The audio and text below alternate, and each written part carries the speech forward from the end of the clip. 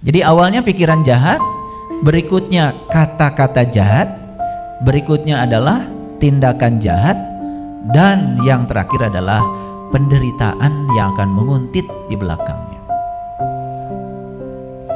Jadi kenapa banyak orang yang menderita? Sederhana, semua penderitaan yang datang padanya itu dia sendiri yang mengundangnya, dia sendiri yang menariknya. Karena delman tidak akan bergerak kalau tidak ditarik oleh kuda. Roda delman tidak akan berputar mengikuti kaki kuda kalau dia tidak menariknya. Itu yang selama ini tidak pernah disadari. Dan selama ini kita belajar agama, lebih sibuk untuk menjalankan ritual. Terkadang ritual yang dilakukan pun tanpa kesadaran. Ya sudah, ngikutin kebanyakan orang, kan orang juga begitu. Maka hasilnya juga mengikuti kebanyakan orang.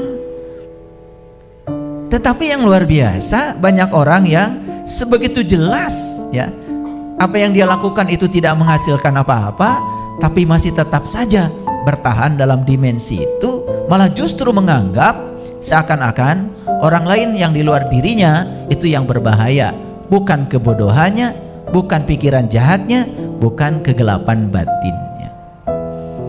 Lalu hidupnya hanya menyerang, dan terus menyerang keluar. Lalu dia melupakan nasib dirinya sendiri. Betul? Makanya banyak di antara kita yang masih ya belum sadar, lalu mencoba melakukan perubahan keluar dengan cara merubah situasi di luar supaya sesuai dengan keinginan dirinya. Padahal sebetulnya yang dilakukan, dia sedang menarik penderitaan buat dirinya sendiri. Nah, ada pikiran jahat, berarti ada pikiran suci dong, gitu.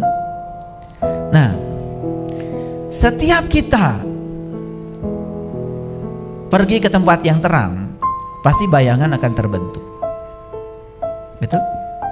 Setiap kita pergi ke tempat yang panas, pasti bayangan akan terbentuk.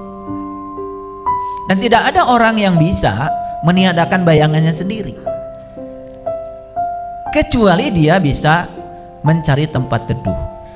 Betul? Makanya kalau kita ingin terbebas dari bayangan, sederhana, pergi saja ke tempat teduh. Di tempat teduh, sekejap bayangan kita menghilang.